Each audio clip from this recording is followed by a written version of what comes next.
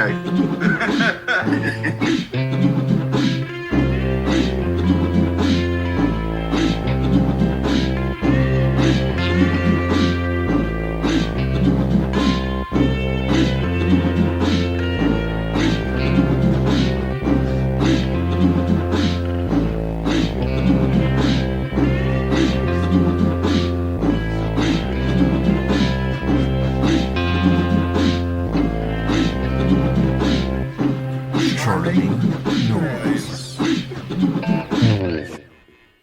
Welcome, ladies and gentlemen, everybody who's listening of whatever species, gender identification, or whatever you feel like calling yourself, even if it is a bastard. So here we are for which show is this? Is this our third one? This will be this will be the third movie this year. Yeah. The third movie this season. Okay. No, this will be the fourth. This is the fourth, isn't it? Yeah, it is. Because we did the space seaman one. Yeah. And then we did the reimagining of the zombie asteroid things, and then we did asteroid zombies rather. So this is the fourth one. So welcome to the fourth episode of The Turkish Diplomats Present Charming Noise, and our movie today is Mission Stardust from 1967. I'm one of your co-hosts, Thomas Krofel. With me is Calvin Roach. Hello. And Paul Hogue. Yes. This one is, this season on Charming Noise, we are talking about space science gone bad. And where to begin with this monstrosity, really? Well, shall I give some give us the plot, man. Yeah. Well, first of all, and this is what I pointed out to Calvin before. If you haven't seen, the original name of this movie was if I get the Italian right, Quattro Tre Due Un Mort. In other words, it was just 4, 3, 2, 1 death was the original name. I don't even know exactly where to begin. First of all, I will say that this is a terrible movie, but I loved it. I really did, because it's so freaking bizarre and really makes no sense whatsoever. Of course, it's saved by the fact that all of the science is right on. So basically, it starts with this group, which we find out later is called Intercosmos. It's sort of like NASA, European Space Agency kind of thing. And they're talking about this new mission to the moon, but they're keeping secrets about it, and people are asking, and I guess they're reporters, but they don't really say who they are. Anyway, so they're going off, and apparently there's a bad guy who's sitting by this pool with his girlfriend, or the lady doing his nails. That's what she was doing. And excuse me, Paul, I got to break in on you just real quick here. Although this is an Italian film, keep in mind, this is from a German writer. It was a very popular series. So it's a German book that was adapted by Italian filmmakers and then dubbed over in English. So there's a whole lot that's going to be missing. It's an Italian... and officially an Italo-German production. and like a lot of the Italian movies at that time, they shot it without sound and then just ADR'd the whole damn movie. So they could have it it could be in English, it could be in Italian, it could be in whatever language. So anyway, Mr. Arkin's a leading organized crime figure. They confirm that there's a rare metal on the surface of the moon, and it's extremely dense, therefore it's really valuable. And so they're going to try to steal it. Mr. Arkin is the bad guy. He is the mafia, sort of. He kind of steps in there, and I got this James Bond villain feel. Yeah. Whole Doctor No kind of a touch Yeah, to it. yeah. You know, you're a James Bond villain when one, you're carrying around a toy dog the entire time, which he does. Yeah, yeah. And or most of the time, and also when you have guys in wearing just nothing but nut huggers dancing by your pool, because that's what I've got, and so they go to the moon. So this mission goes to the moon, but doesn't quite land where it's supposed to. And it turns out they're under control. There's another ship that has landed, but they're from another planet and from another galaxy. And they've flown a long way, 34 million light years to get there. And so the guys that are on the ship, including the commander, whose name is Perry, oddly enough, Commander Perry, Yeah. who is played by Lane Jeffries, who is a Canadian, and you can sort of tell he looks Canadian. He has a crew, and he's dealing with the people that are on his ship, and then their ship gets picked up and moved over. Oh, a couple of them go out. Perry and one other guy go out, and they ended up finding this other spaceship, and they end up being taken into the spaceship by these really creepy robots. Yes, they were The creepy. faces of what looks like dead people inside their helmets. Yeah. Which still don't understand that, but okay. And they shot lasers out their eyeballs that could vaporize things. And so anyway, they go inside the ship and they meet the alien ship, which kind of reminded me of a cicada. Yeah, it's got legs.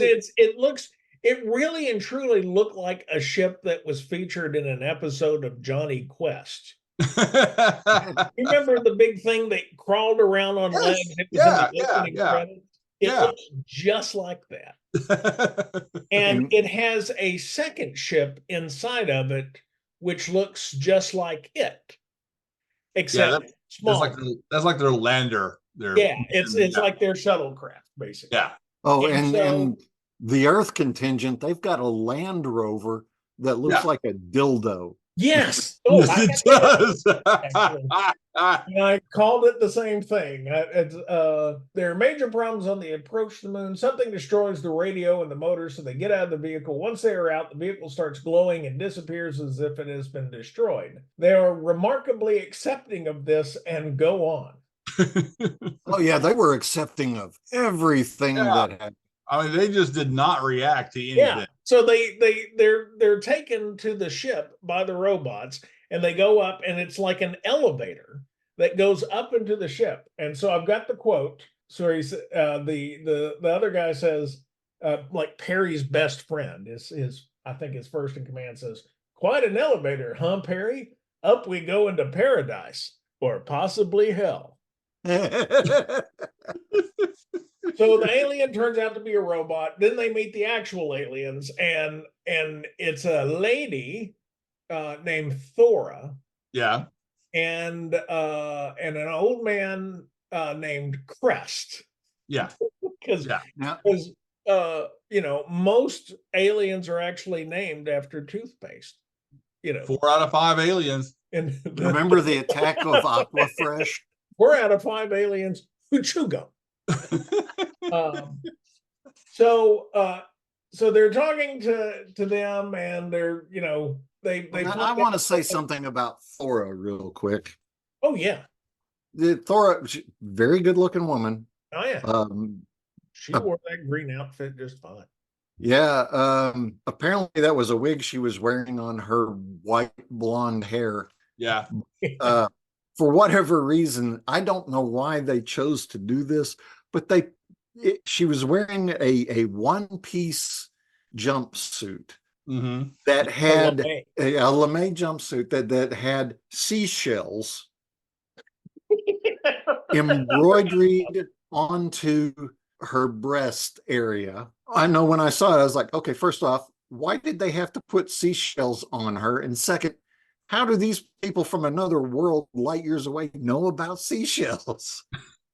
I did not recognize them as seashells, but I did notice that they were there, and they're right over her breast, and they looked, and like the jumpsuit was smooth all over. Well, we These were talking look about like AI earlier. It's kind of like an AI idea of what seashells look like. But when she first walked in, I thought, why does she have little Velcro patches over her breasts? So once then the ship, they're talking to the aliens, and it turns out Crest is sick. Yes. And they somehow determine that he does have leukemia. Oh, their doctor. They have a doctor on the ship. Yeah, yeah. They move their ship closer to the alien ship. The aliens can apparently just manipulate things.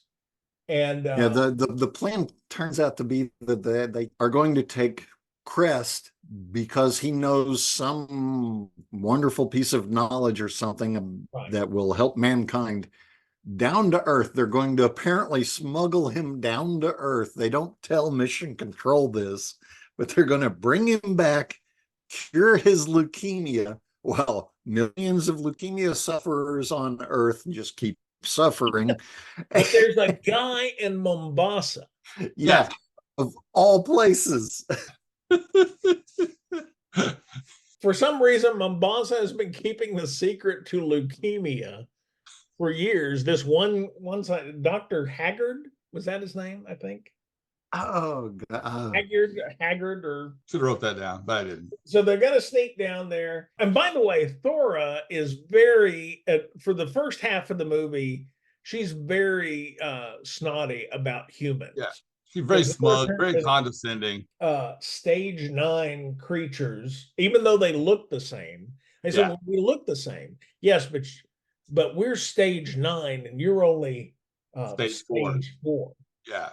And then Perry, who is already like putting the moves on Thor. Oh yeah, he went straight Captain Kirk on her. Oh yeah. Oh, that was clearly influenced by Star Trek. So he put some earth sugar on her, and then she tries to blow it off and says, what that's my term. I wrote it down. She says it was a very primitive act, and he answers, I'm only a stage 4, but I can slip to stage 3 very easily. Which I thought was one of the slickest lines. I thought it was the best line in the movie, honestly. It was. It truly was. So, now I remember. So the thing was that what they basically, the aliens admit is they're basically been inbreeding, and that's why Crest is sick with leukemia. So they need to diversify their genetics. They don't say, oh, we've been doing alien incest, but effectively that's what they've been doing. Yeah, yeah. And so that's one of the reasons I think that was the main thing. They wanted to go back to Earth so they could mix with human genetics, which I don't think the guys were thinking, far enough out about that concept. But they agreed to take him to Mombassa. So they go down there and they land back on Earth. Well, there's this, I think it's kind of drawing allusions to Rhodesia and South Africa.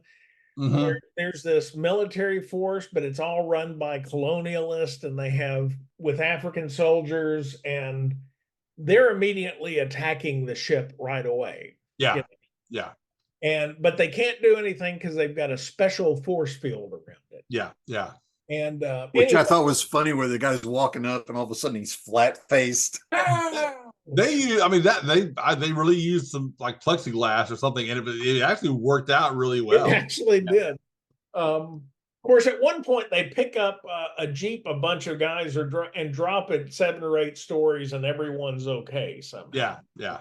But don't worry. They're going to wipe out all these people eventually. We forgot one important thing here.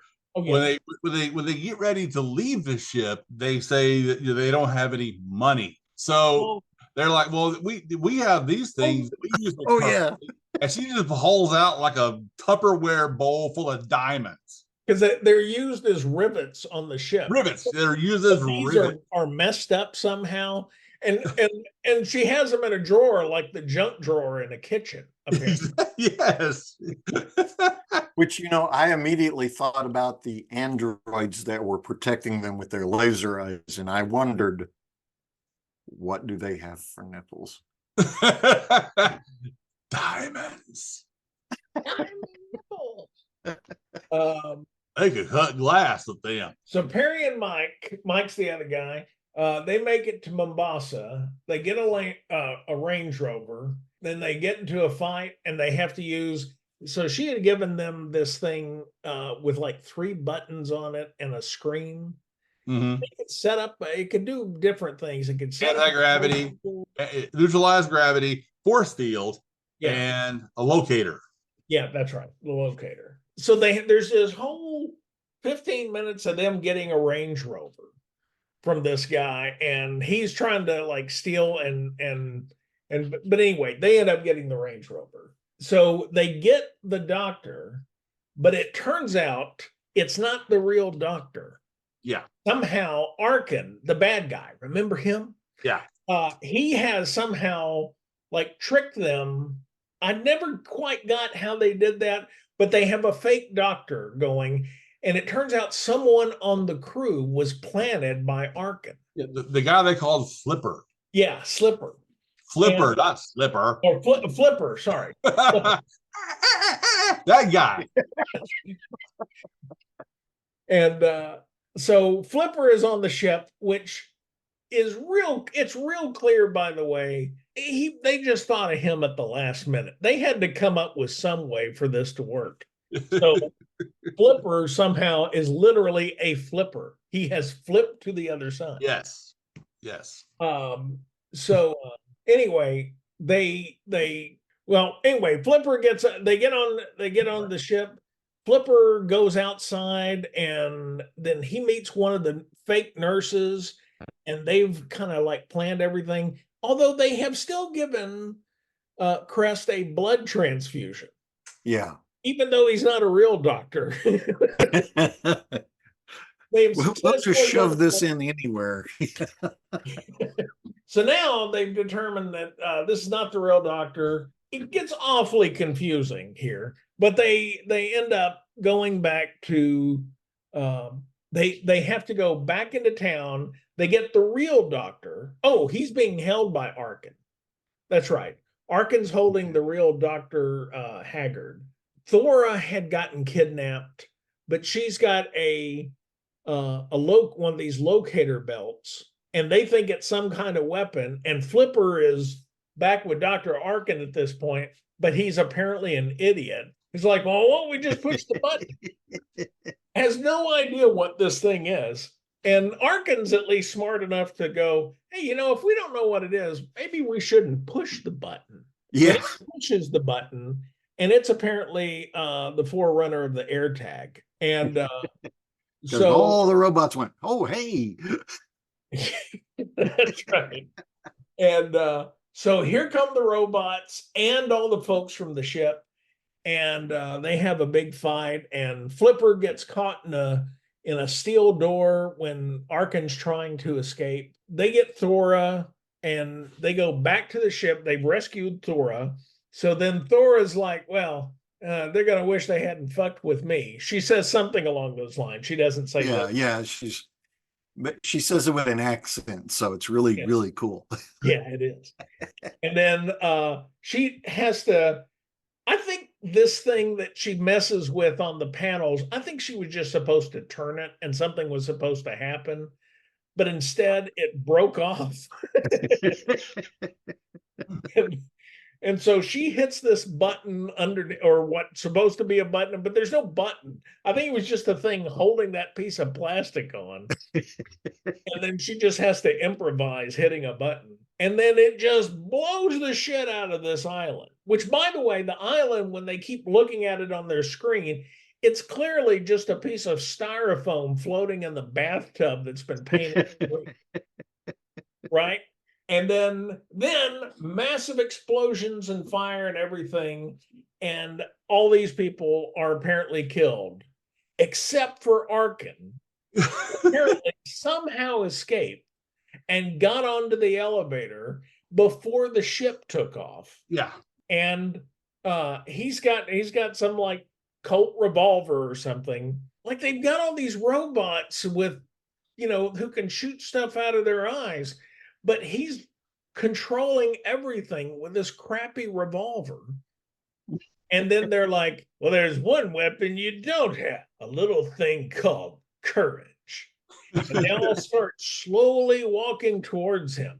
And he goes into total panic. You can shoot one of us, but you can't shoot all of us, which is really a dumb thing to say. Because it always is. Yeah. Fucker's going to get shot when you say that. Anyway, but he goes into total panic, doesn't know what to do. Perry knocks the gun out of his hand, and then I think she pushes him or somehow he gets shoved back towards the elevator. They shut the elevator door, and he gets thrown off into space, a la 2001: A Space Odyssey. Yeah. Except no suit. Yeah. Yeah. And our brave crew seem horrified by this. And then she finally says it's too late to save him. Like she's just saying, you know what, whatever. It's just a paper wad. he's literally spinning into space. and Thora, and no one is realizing, oh, these people came to breed with us, and they can commit genocide with just a snap of a finger, and they don't really seem to care. She was very cold-blooded when she wanted to be. Oh, she was. Oh, yeah.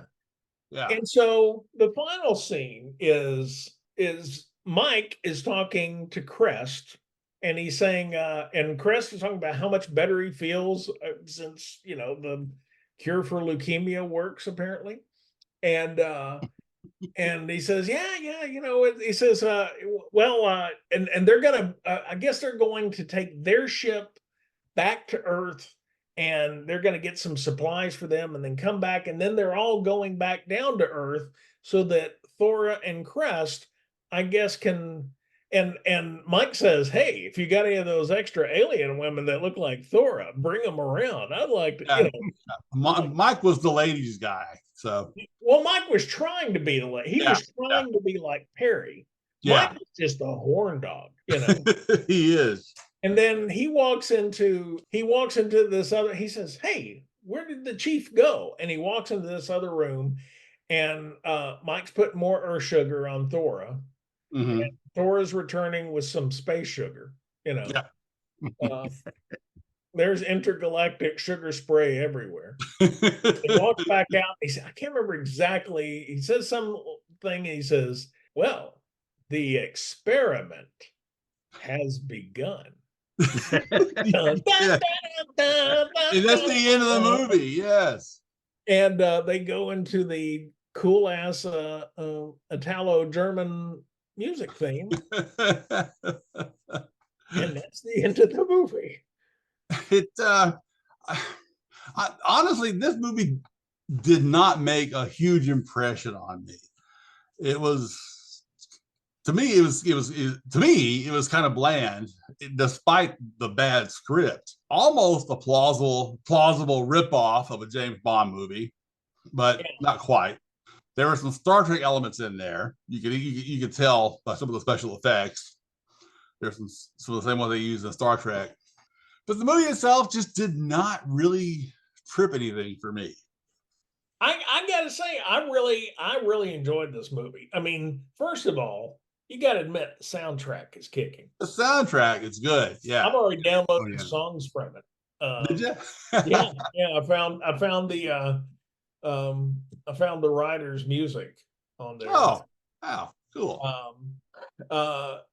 So I really did. I like the soundtrack.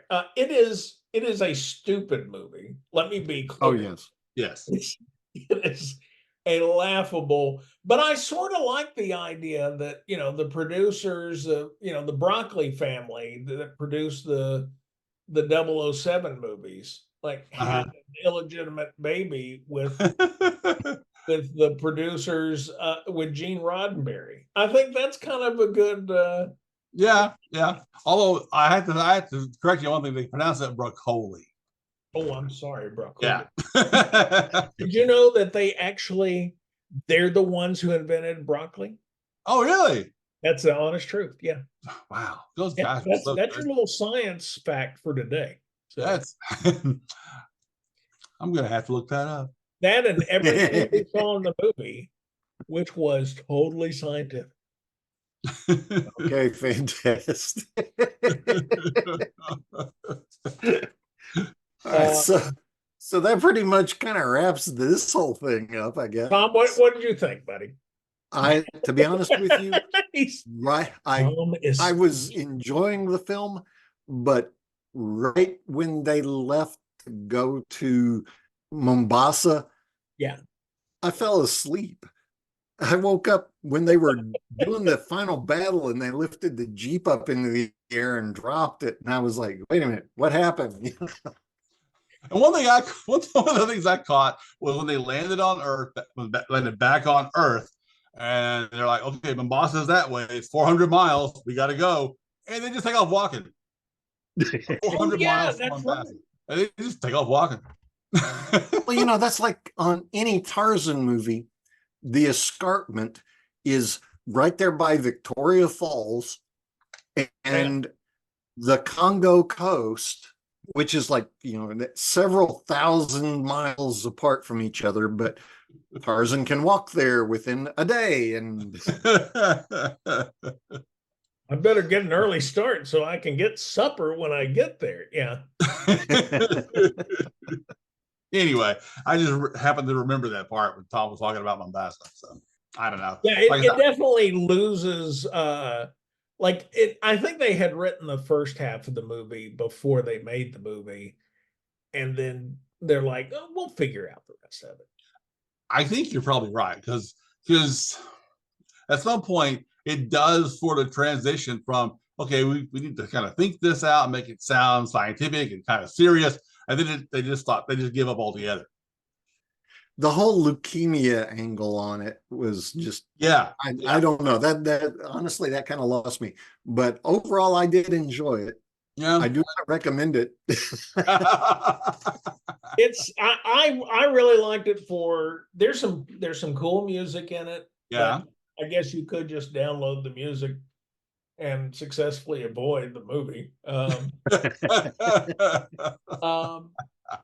Yeah, so there's on the trivia 10-minute warning. It's called 4321 Death, 4321 Morte, originally, and also known as orbital death, another name for it.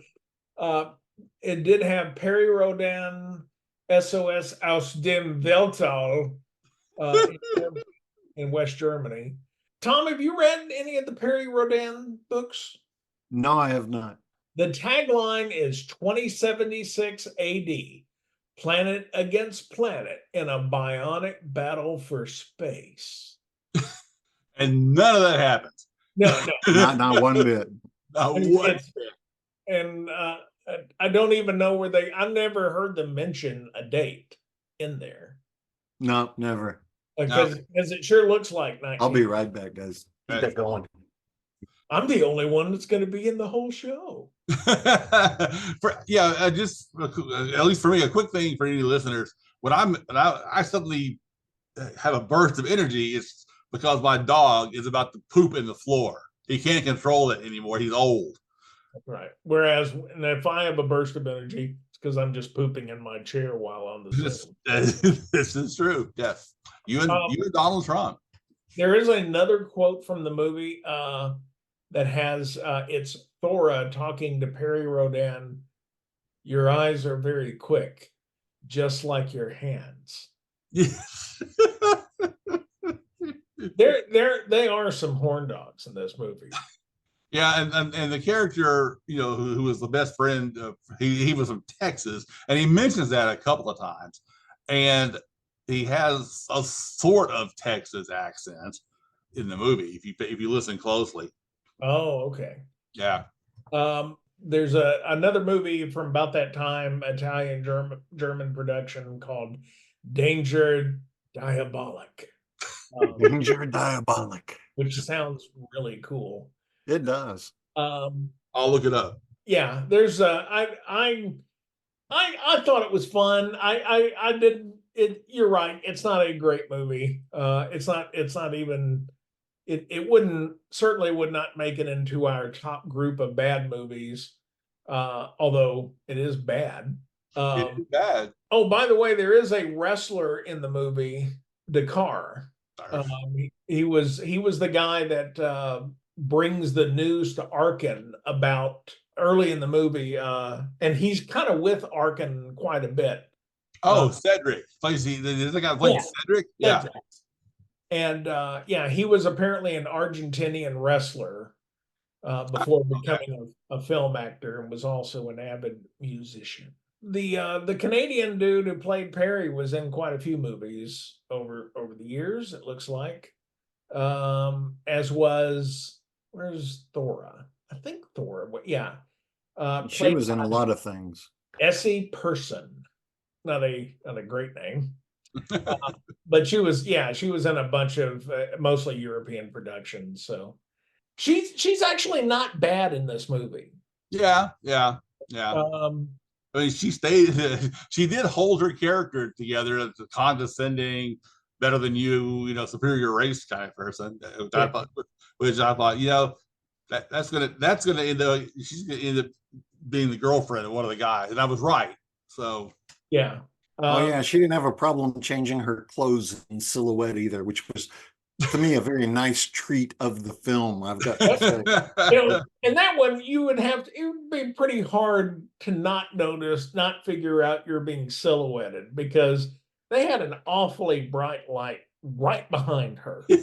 Oh yeah, it's like one of them MGM grand central lighting things. Like, bring the aircraft down.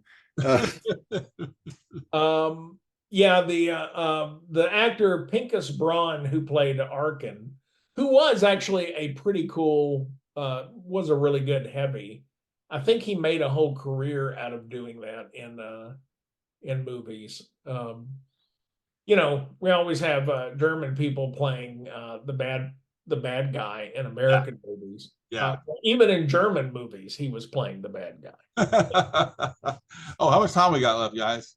We have just a few minutes left. Okay. You could miss this one, but I liked it. I think it'd be worth watching. Oh, by the way, a little bit of news on a previous film. The Mark of the Astro Zombies has disappeared from Tubi since we saw it. Wow. Oh no. Wow. Yeah. Now the original Astro Zombies, there's like 4 copies. But Mark of the Astro Zombies has disappeared. Hopefully we made them feel ashamed and they took it. That's right. They're actually like eaten up with guilt because of our podcast.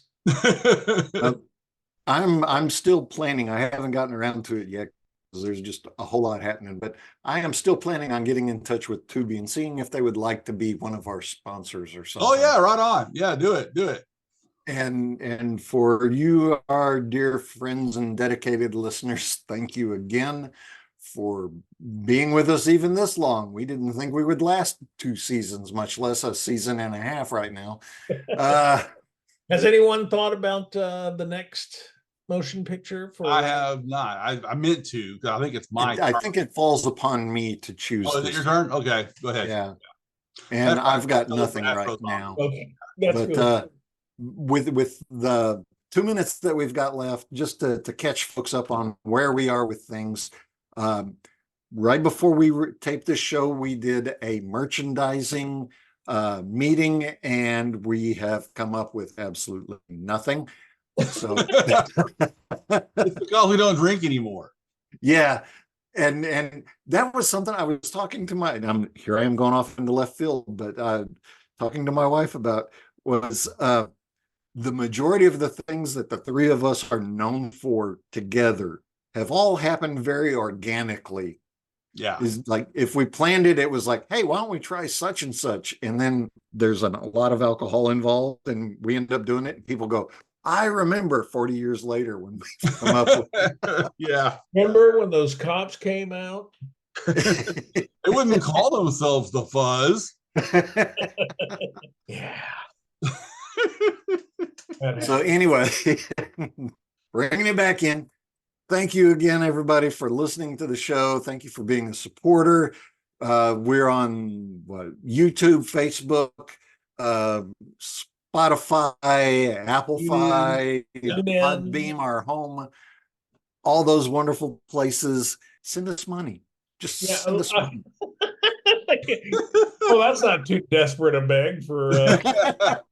Look up our Turkish Diplomats page on YouTube. We do have our shows going on there now, the second season of shows. Yeah. That may be. And soon we'll have our own web page. That's hopefully. right. That's right. In a show or two. And what will it be, Tom? What is the Turkish Diplomat? Well, I guess the website will remain a mystery for now. Join us for the next The Turkish Diplomats present Charming Noise.